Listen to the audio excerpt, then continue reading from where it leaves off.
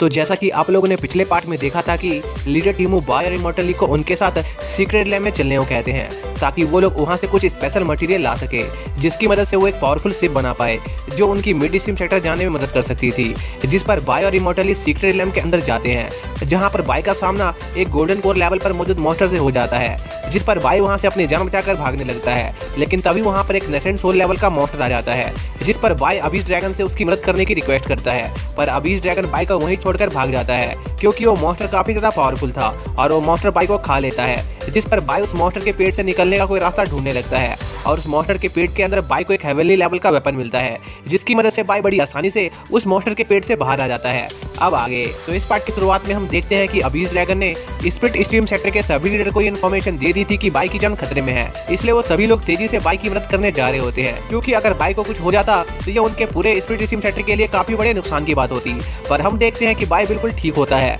और बाय उस split torch से उसे खाने के लिए अपना बदला ले रहा होता है और बाय का नया वेपन काफी ज्यादा शक्तिशाली था, लेकिन स्प्लिट टॉर्च को भी हराना कोई आसान बात नहीं थी, जिस वजह से बाय उस टॉर्च को जल्दी नहीं हरा पा रहा होता है। तभी बाय उस टॉर्च को एक जगह पर अटका देता है और स्प्लिट टॉर्च को उसकी गलती एक्सेप्ट करने का एक मौका देता है, जिस पर वो बीस्ट बाय के सामने हार मान लेता है और बाय उस स्प्लिट टॉर्च को जिंदा छोड़ देता है और उस स्प्लिट टॉर्च से कहता है कि अगर इस एरिया में उसके और भी दोस्त मौजूद है तो वो उन्हें इन्फॉर्म कर दे कि वो लोग मार्शल बाय से पंगा ना ले और अगर स्प्लिट टॉर्च ने ऐसा नहीं किया तो बाय उसे यहीं पर मार देगा। इसी बीच बाय देखता है कि अबीस ड्रैगन वहां पर अपने साथ सभी लीडर को बाय की मदद करने के लिए बुलाकर लाया था, जहां पर सभी लीडर ये देखकर काफी ज्यादा हैरान थे कि न केवल बाय ने अकेले ही एक फुली मैच्योर बीस्ट टीम को हरा दिया बल्कि बाय जल्दी ही पीक स्टेज फाउंडेशन लेवल को भी पार करने वाला था और वो लोग फालतू में ही बाय की चिंता कर रहे थे। पर सभी लीडर को वहां पर एक साथ देखकर बाय उनसे ज्यादा बड़ी चिंता में आ गया था क्योंकि वो उन लीडर को अपने नए कमाल के वेपन के बारे में नहीं बताना चाहता था। इसलिए बाय अपने नए वेपन की बात छिपाने के लिए लीडर से कहता है कि वो जिस एरिया में स्प्लिट टॉर्च से लड़ रहा था वहां पर एक हिडन एरे मौजूद था जिसकी वजह से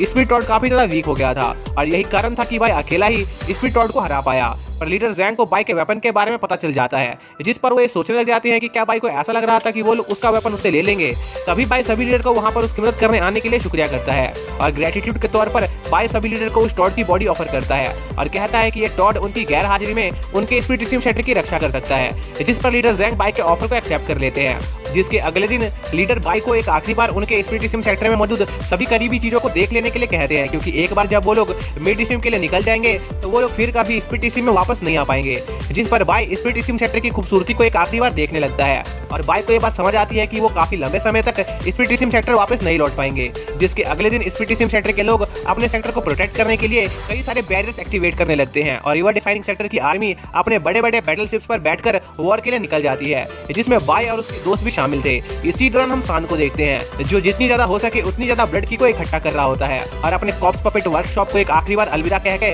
वहां से जाने लगता है और ब्लड स्ट्रीम सेक्टर के सभी लोग अपनी सभी प्यारी और कीमती चीजों को वहीं पर छोड़कर जा रहे होते हैं। इसी दौरान लीडर सॉन्ग जून को इस बात से ज्यादा दुखी होने से मना करते हैं क्योंकि जून को ही बाय को वॉर से रिलेटेड सारे मैटर समझाने थे, लेकिन उनकी बातचीत बीच में ही रुक जाती है क्योंकि स्प्लिट स्ट्रीम सेक्टर वहां पर अपनी आर्मी के साथ पहुंच गई थी, जिस पर दोनों सेक्टर के लोग एक दूसरे को ग्रीट करते हैं और बाय जून से उसका हालचाल पूछता है, जो देखकर जून काफी खुश होती है कि बाय को अभी भी उसकी परवाह थी। पर तभी बाय जून से कहता है कि उसे जून के अलावा भी उसके दूसरे सभी साथियों की फिक्र हो रही है, जो सुनकर जून थोड़ा निराश हो जाती है क्योंकि उसे लग रहा था कि बाय को सिर्फ उसकी फिक्र हो रही थी। जिसके बाद लीडर सॉन्ग जून को बाय को सारी चीजें समझाने को कहते हैं और वो दोनों वहां से निकल जाते हैं, जिस पर लीडर जैंग लीडर सॉन्ग को बताते हैं कि वो लोग अपनी जर्नी के दौरान जिन चीजों को भी यूज करने वाले थे वो सब तैयार थी, पर वो लोग ये जानना चाहते थे कि आखिर ब्लड स्ट्रीम सेक्टर अपने डिसाइपल्स को मिड स्ट्रीम कैसे ले जाने वाले हैं। जिस पर लीडर सॉन्ग लीडर जैंग को अगले दिन तक इंतजार करने को कहते हैं। फिर सीन बाय पर शिफ्ट होता है जो देखता है कि ब्लड स्ट्रीम सेक्टर के सभी लोग अपना घर बाहर छोड़ रहे होते हैं। इसका मतलब यह था कि वो लोग काफी ज्यादा खराब हालत में थे और इन सबको मैनेज करना जून के लिए काफी ज्यादा मुश्किल हो रहा होगा,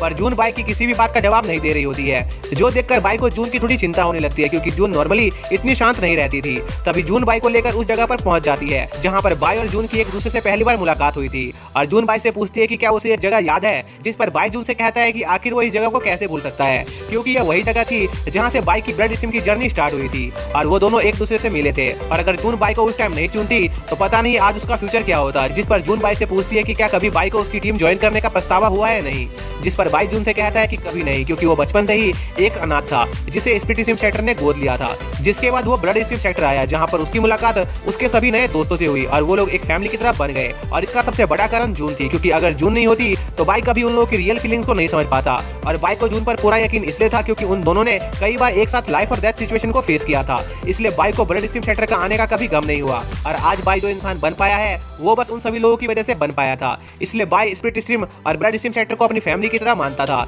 जिनके लिए वो कुछ भी कर सकता था। जो सुनकर जून अंदर ही अंदर खुश हो जाती है और बाई को एक आखिरी बार पूरे ब्लड स्ट्रीम सेक्टर को देख लेने को कहती है, क्योंकि जल्दी ही ये जगह तबाह होने वाली थी। जिस पर बाई को कुछ समझ नहीं आता है और वो जून से पूछता है कि आखिर वो किस बारे में बात कर रही है, जिस पर जून बाई को बताती है कि अगले दिन वो और स्पिरिट स्ट्रीम सेक्टर के सभी डिसाइपल ब्लड एंसेस्टर की बॉडी में एंटर करने वाले थे, जिसे कंट्रोल करने का काम बाई को करना था, ताकि वो लोग ब्लड एंसेस्टर की बॉडी को कंट्रोल करके मिडिल स्ट्रीम पर जा सके। जिस पर बाई को समझ आ जाता है कि अगर वो ब्लड एंसेस्टर की बॉडी को एक्टिवेट करेगा तो इससे सभी पीक्स तबाह हो जाएंगे, पर बाई ऐसा नहीं चाहता था। जिस पर जून बाई से कहती है कि ये उनके सेक्टर की तरफ से एक छोटा सा सैक्रिफाइस है जो वो लोग अपने सेक्टर के बेटर फ्यूचर के लिए कर रहे थे, और नए ब्लड लॉर्ड होने के नाते बाई का ये फर्ज था कि वो उनके ब्लड स्ट्रीम सेक्टर को इस वॉर में लीड करे, क्योंकि अगर उन लोगों ने इस वॉर को नहीं जीता तो वो लोग और उनका सेक्टर वैसे भी आने वाले कुछ 100 सालों में तबाह हो जाते, इसलिए ये वॉर उनके लिए काफी ज्यादा इंपॉर्टेंट था। पर यह सब जानने के बावजूद भी जून को काफी ज्यादा डर लग रहा था कि अगर वो इस वॉर को हार गए तो क्या होगा। जिस पर बाई जून का हौसला बढ़ाता है और उसे कहता है कि जब उसका सामना भी ऐसी सिचुएशन से हुआ था तो वो भी काफी डरा हुआ रहता था, लेकिन उसे अपनी जान से ज्यादा अपने करीबी लोगों की चिंता होती थी, इसलिए चाहे इस वॉर में जो भी हो जाए